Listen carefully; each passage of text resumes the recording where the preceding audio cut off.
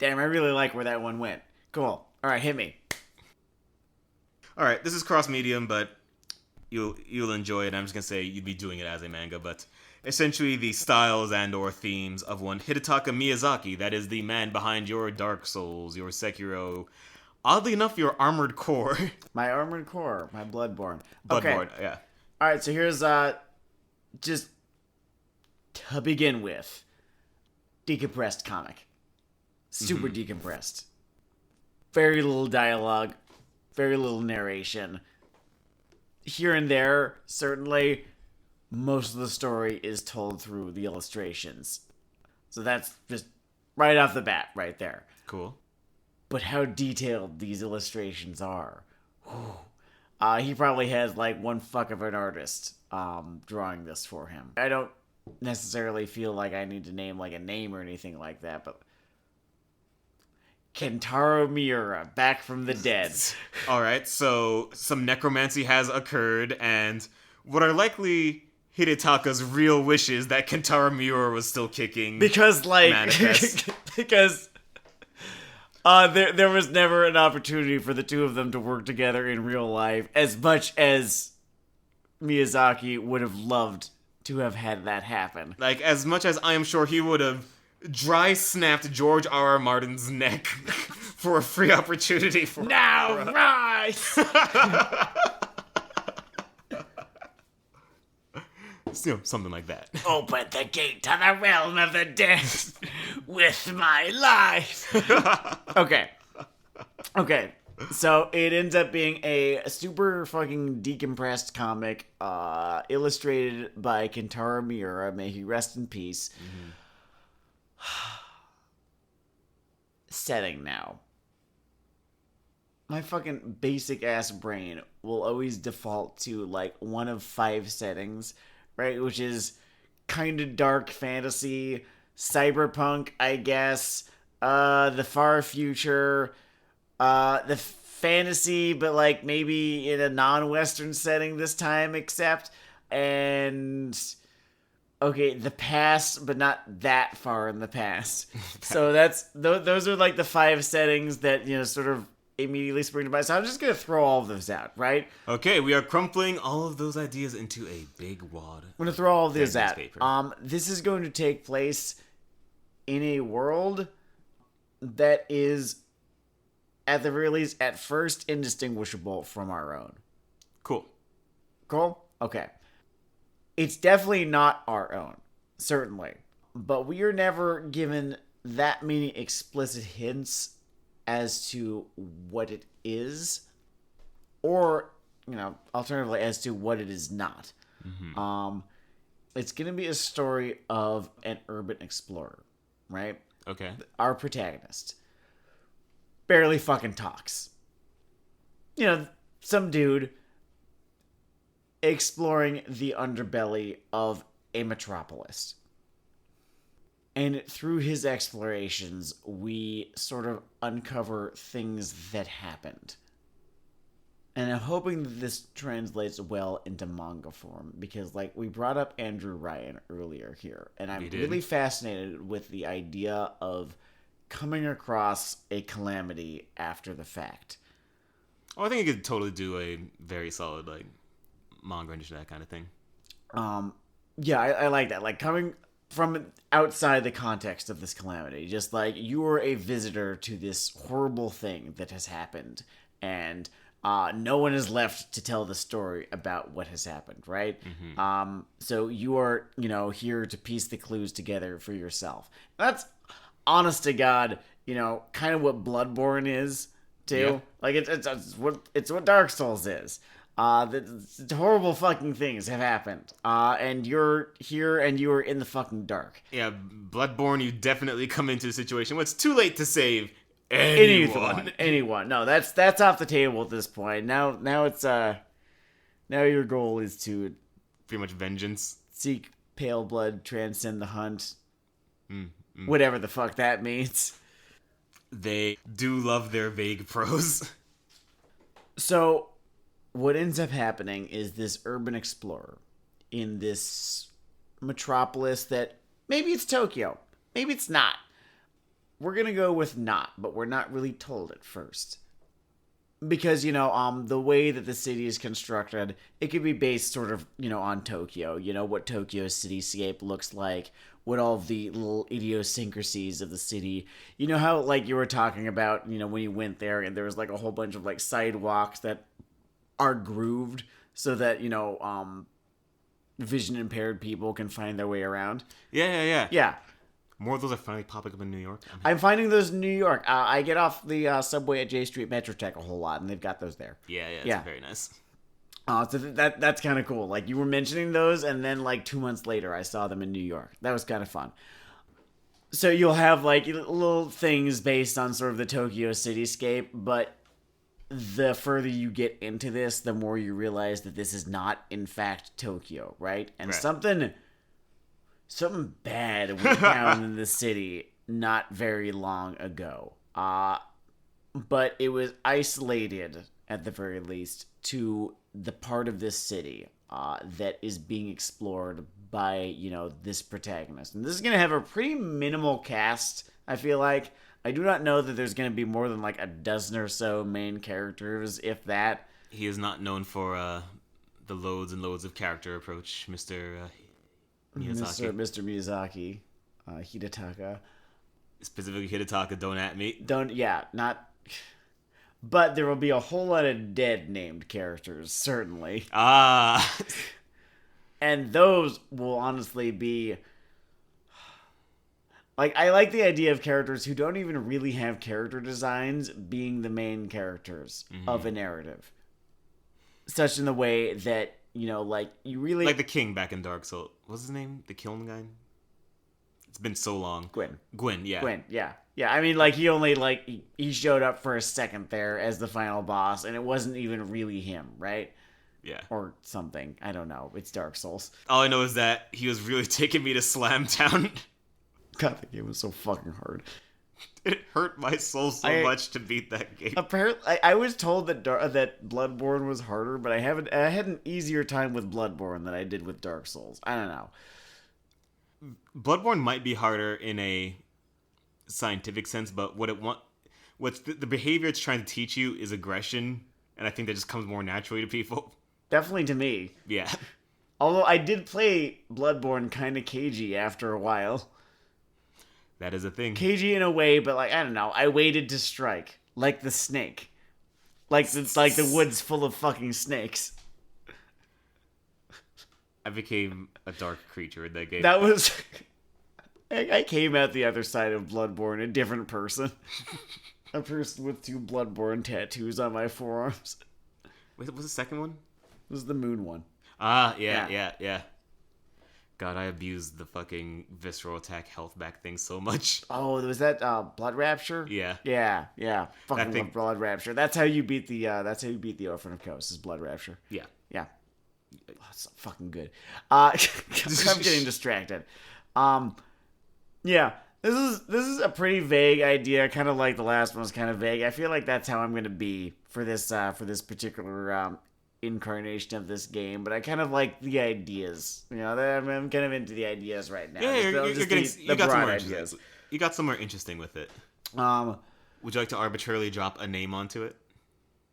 I'm not great at that. Cool. That's honestly one of my biggest weaknesses as a writer, is coming up with a title. Fair enough. I'd need to know more about what this was about, and then, like, it could sort of have a name that's like, okay, yeah, that's somewhat related to what's going on here. Sort of like Dark Souls. You need to, like, really, really be into Dark Souls' lore to know why it's called that, Mm-hmm. Demon Souls took a different approach. There was this monologue at the beginning, ending in the words Demon Souls. They're like, cool. Okay. All right. That's amusing. All right. Parami. Okay. This is what I'm kind of excited for. Oh shit. Let me crack my neck. Bryke is hired by Amazon to do an adult animated series for Prime Video. Bryke is hired by Amazon to do an adult animated series for Prime Video. Sorry, my mind is expanding out and I'm hearing the Mastodon music as I have visions. I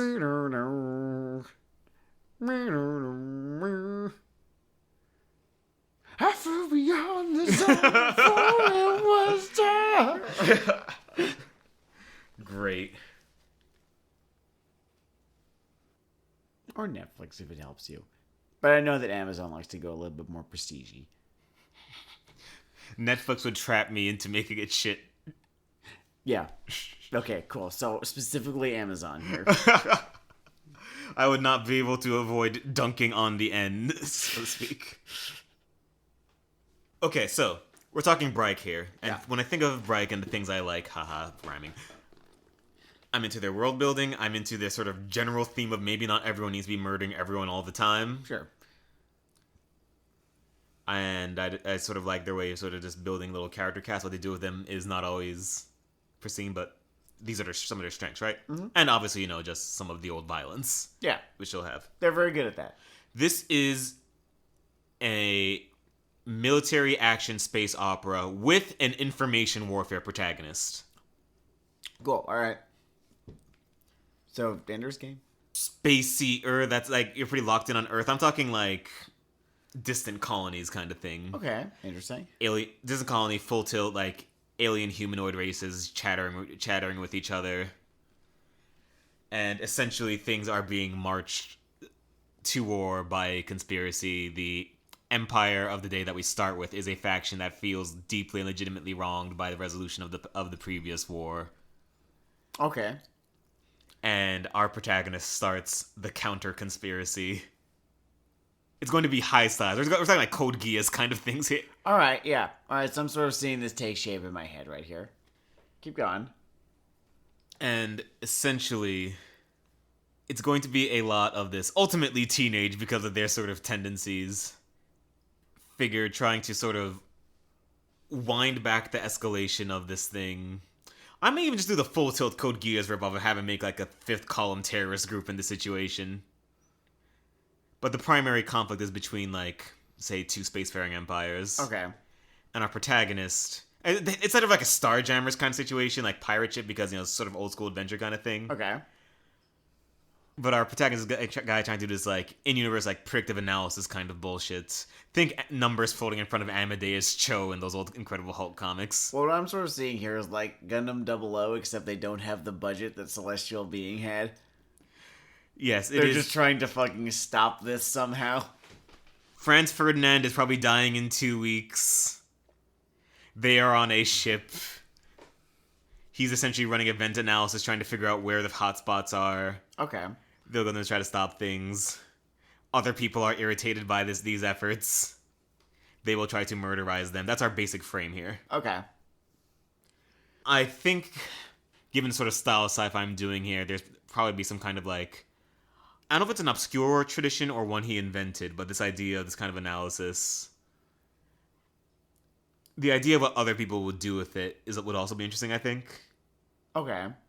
I guess what this is in my head is not like the super psychology from fucking Foundation. Alright. But weebed to hell.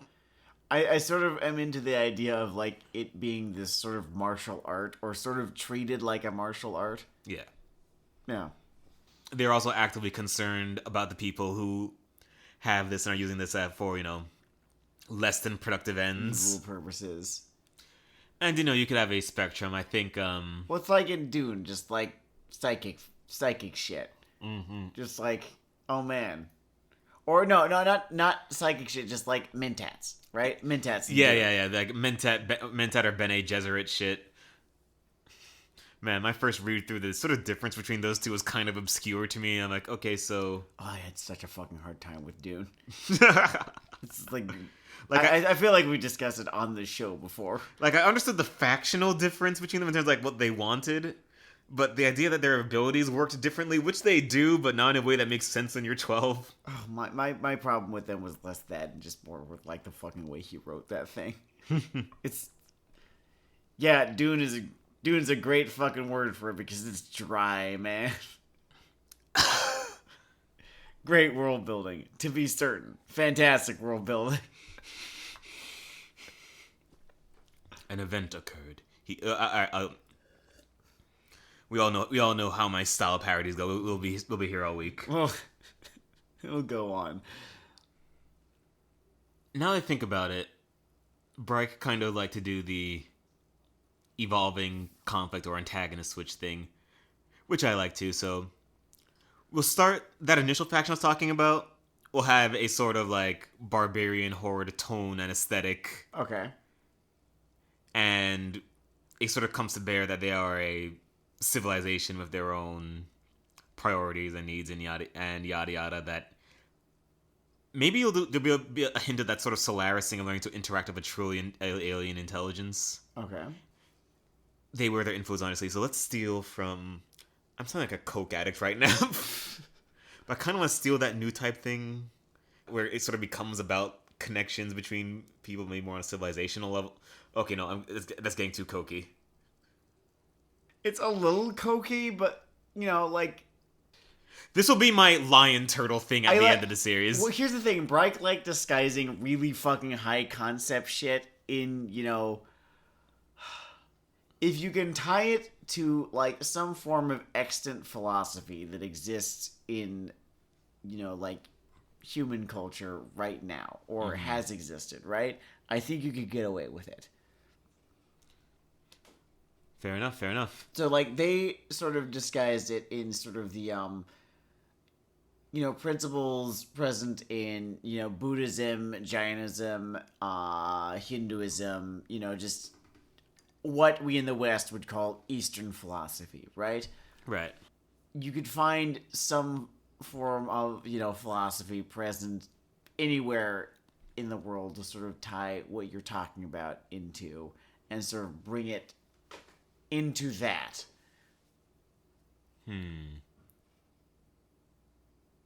Vaccine denial.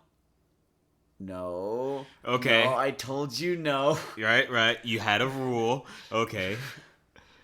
No, fuck you, Core. I mean, the trouble with it is I need to find one that, I guess not necessarily palatable to me. I was thinking palatable to me. But it's something palatable to them, or at least I think they might be interested in.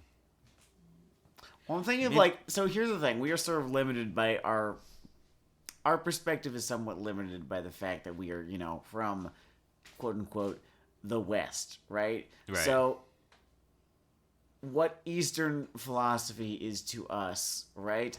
Judeo-Christian mythology is to quote unquote the East, right? Think of Neon Genesis Evangelion, right? I like to think of Anna was kind of like looking at the broad strokes of it, sort of in the way that Bryke was looking at the broad strokes of again quote unquote Eastern philosophy when doing Avatar, right? It's interesting sort of watching one side of the world find maybe just a broad strokes thing on like utilitarianism. That's interesting. You could do something with that. Because then you can sort of like, I don't know, they're analyzing these outcomes and they're trying to decide what's right to do in these cases, and that actually is reminding me of Foundation a whole lot. Yeah. All right, so Bryke produces a Weeaboo Foundation ripoff of Pirates. That's my pitch in a nutshell. I'm good at summarizing things sometimes. All right. Yeah. Okay. Cool. I'm into this.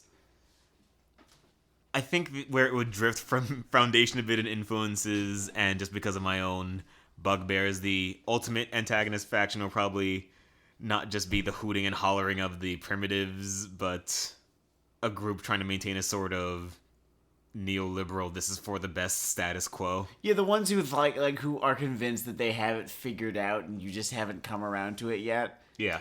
Yeah. And he'll be basically trying to like fight the cynicism with like the those are the previous generations of him. Those are the fucking worst parts of me that I try to kill every day and they still live. Man. I think the worst part of me is really vindictive and lazy. Which at least is easier because I just have to say don't. Well, I have vindictive parts, yes, and I have lazy parts, yes, but there's parts of me that are even worse than that. Woo! Alright, so we've run these for a while, so I'm going to throw you a fun one. Okay. an amusing one, sort of play us out. Unless you have one for me after this. I think you give me one last one. I'll give you one last one. Very cool. I'm actually sort of torn between two here. Oh, I see. Nope, I'm bringing it back to our boy. You're doing Kubo. Oh, fuck me. All right. I could just bring up the Google Doc right now. I could just show the world. Because I've played this game with Taide Kubo as the impetus or as the prompt before. Maybe want me to give you a different guy then? If you don't want me to just go find the doc that we put all of this on. Because we did this rip before, dear listener, with Taide Kubo. That is true. That's true. All right, give me a sec here. I just gotta get... So, in our particular batch of people, when we grew up, as we all started in that sort of shonen shoujo frame, there was one man who, in my opinion, maybe the opinions of others, was kind of the hack master. He knew how to draw. He would just walk in and grab a bunch of other people's ideas and say, look at this fresh product. Mm-hmm. What I'm trying to say, and apologies if you somehow listen to this, because I'm sure you're a nice person in your day-to-day life. Hiro Mashima, the motherfucker that does, like, Rave Master and Fairy Tail. Just a whole new thing by him. I'm going to say that, you know what? I'm going to make this fun. His whole creative approach, but he is doing a creator-owned Image Comics thing for Western audiences. Okay, cool. So what's your Mashima? Okay, I'm going to do what I've been doing. Start broad, get narrower. Kind of find my way to the premise here, right? So, I don't know that this necessarily has to be some action-adventure thing, right?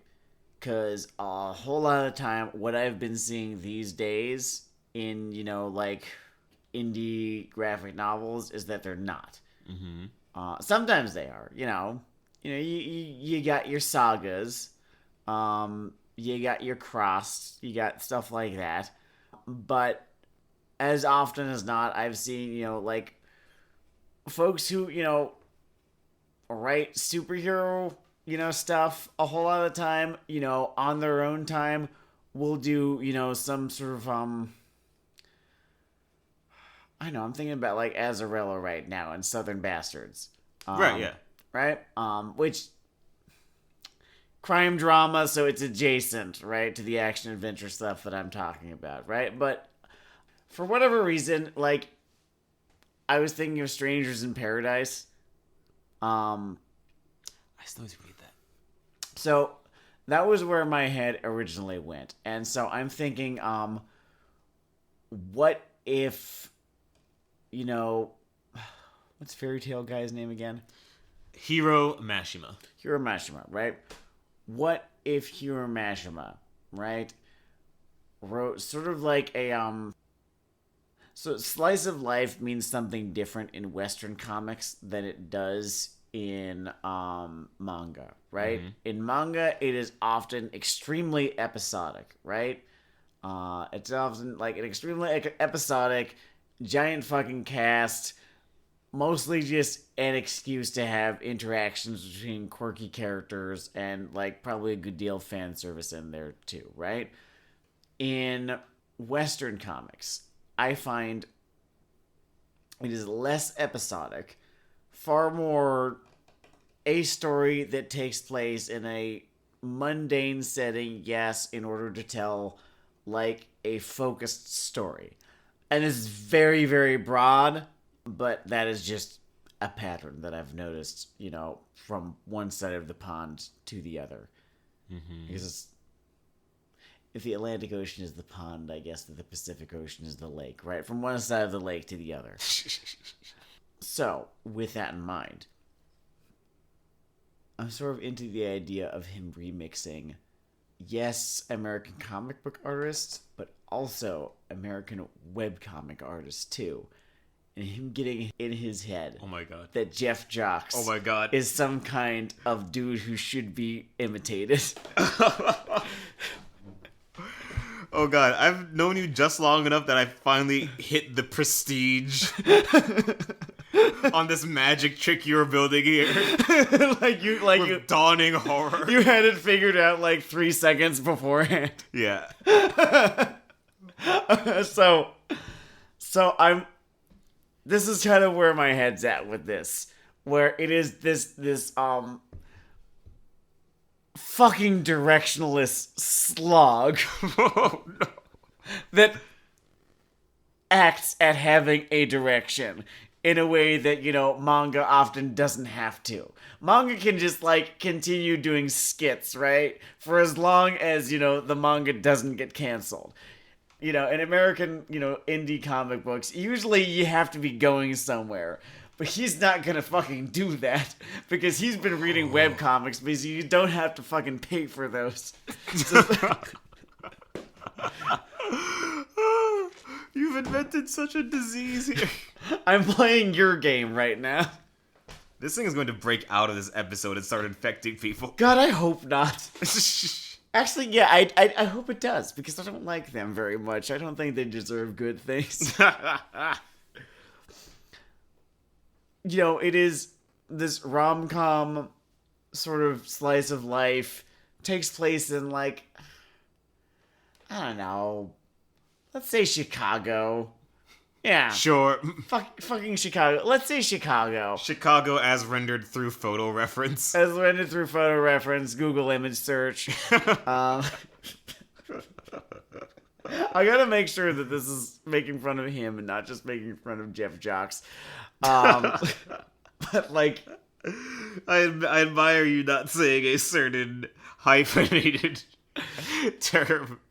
Actually, some people would make it one word. It's like a conjoined word. Which word? Head step. No, I'm not going to make fun of, you know, self-harm. I'm just going to make fun of the fact that he sucks at making a webcomic. Fair. Which he does.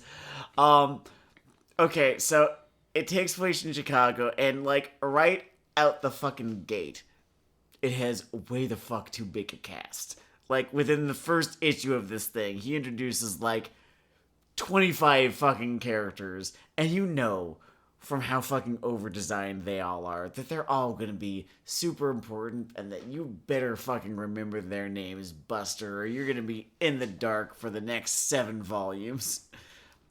Yes. And he's not going to give you a lot of time to remember their names, too, because they're going to start becoming important, like, pretty much immediately. And the whole thing is all about, like, fucking interpersonal drama. It takes place during, like, one winter in Chicago, because that was the amount of research that he was willing to do. He's like, oh, man, Chicago winters suck. All right, let's do something with that. And, like, maybe that's an interesting place to start, but he's not going to really do anything interesting with it. I'm imagining the hate read tag is it's still winter. It's still winter. It's still winter. Because the thing goes on for 5 years, but only 3 months have passed. Wait, no, I'm not supposed to be dunking on Jeff Jocks. I mean, I understand how this ended up being jumping on Jeff Jocks. We've taken someone who just steals shit and having him just steal from someone who sucks. So the joke is just going to end up being about the guy who sucks. Because Fairy Tail was just him stealing from, God, what's his name? Oda Sensei? Ichiro Oda. Ichiro Oda, right? Yeah, it's just him stealing from Ichiro Oda. So what if he stole from Jeff Jocks instead? So instead of, like, the gradual buildup of, like, the gradual sort of cancerous buildup of, like, dumb fuck supporting cast, the way that it had, the way that questionable content had, right? Mm-hmm. Instead of that, it's just immediately they're all fucking there, right? They're very important. Damn. You're supposed to recognize how very important all of them are. They have very modern haircuts. They have extremely modern haircuts. It is the middle of winter, and women dress the way they do in his comics. Good. That's very important. Yeah, that's like we need to. That must be said. I'm imagining fur coats of cleavage. He'd find a way. Amazing. Maybe he'd get his buddy Taito on the line and be like, "Yo, you know about fashion." Do I? Great.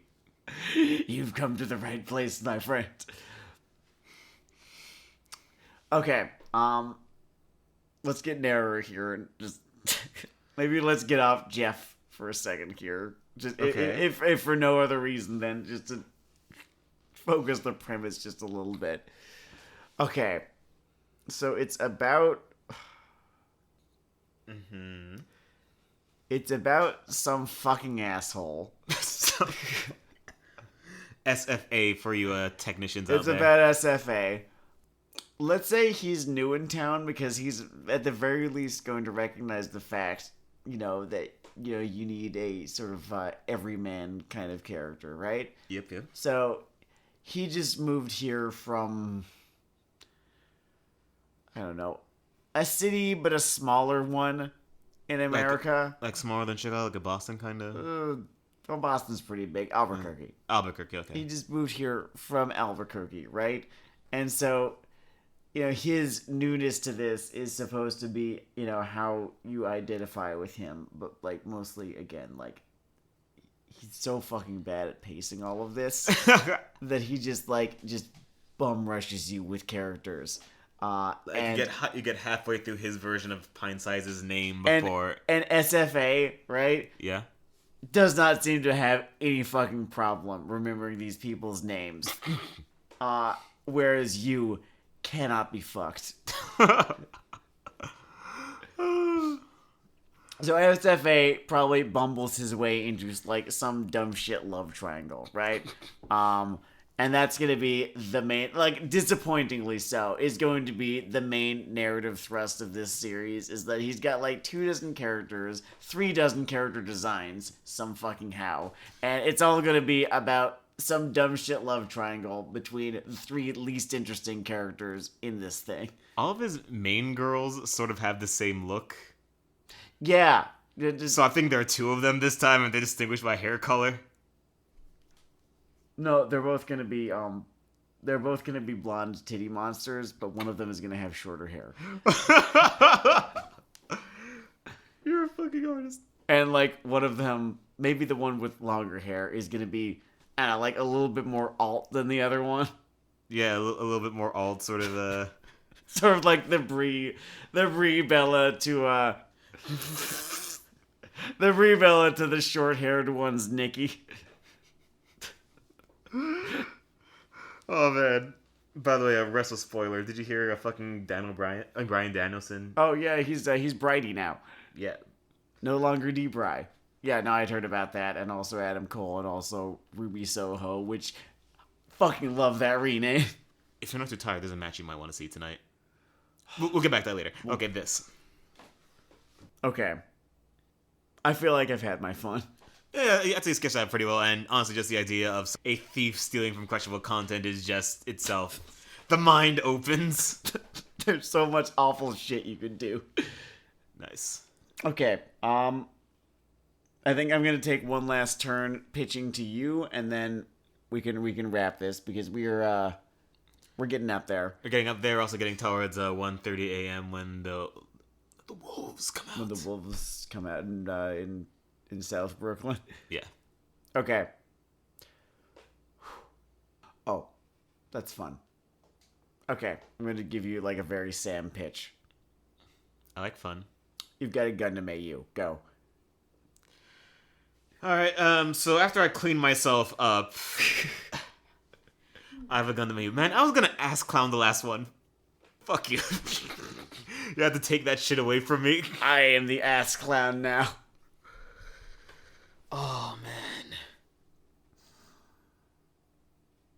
I mean, some of these elements might be familiar to you just because of shit in my back pocket. The thing about Gundam is that it's a lot of very similar elements kind of just playing themselves out differently each time. Well, I just meant similar to some things we were talking about, but... Okay, sure.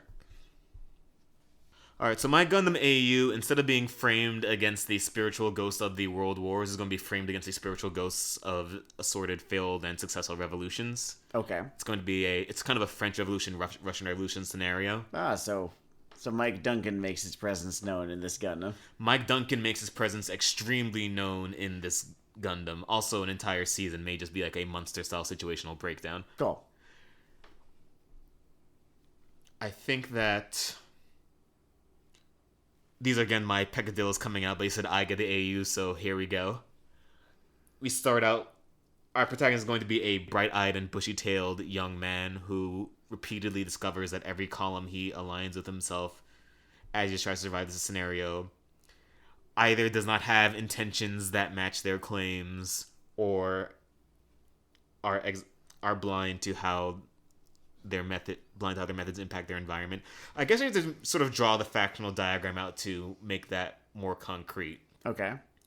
Because revolutions are very interesting to me, particularly because you have like this corrupt old guard, but you might have these people who know what kind of chasm these situations can sink into and think that it's better to hold things together, which debatably, depending on who you are, you're wrong in my opinion, but it might be.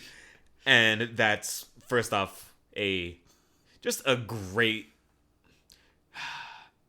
not a char, but maybe a good place to put a little Haman in there. Okay, cool.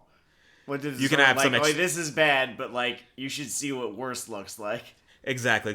You have external mercenaries hired by any given faction. I'm gonna slip my own Ali Al-Sach's clone in there because there we go. Yeah. Well, I mean, Ali Al-Sach is Yazan Gable. The Yazan Gable. The Yazan Gable, yeah. I gotta give props gotta get to the into original. the core. Gotta get to the core of the yeah.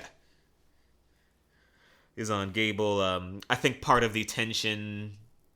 I might throw in a Lala / not Peacecraft, more like Lacus. Did you ever watch Seed? I didn't see Seed. It was okay. Whatever. Our sort of Lala-ish figure might just be someone that he feels new type wavelengths toward. Sure. That is in some kind of like monarchy or not monarchist. I guess that Lacus was sort of some kind of benign member of the upjumped aristocracy. Lacus was the an entrenched evolution force of the Relena, who was an evolution of the Sayla. So like, Lacus can trace her lineage more to Sayla than she can to Lala. Sorry, I'm just my musings here. Ignore me. That is totally fine. In terms of just my Gundam ideas, I'm just gonna bracket a few out there, except for the ones I use in the comic because you people don't get the milk for free. I think there will be a 3-episode intra, yeah. There will be a 3-episode intra-factional debate on whether or not they will use their equivalent of the colony laser that descends into violence, and the cooler heads do not prevail. Because this is Gundam. Essentially sort of a Girondin Jacobin situation, because again, this is going to be Revolution Gundam. Sure, of course. I think our Char, by design, pretty much has to be a guy jet stream weaving between factions. Well, Talleyrand. A Talleyrand. Yeah, our Talleyrand must be Char. Yeah, our Talleyrand must be Char.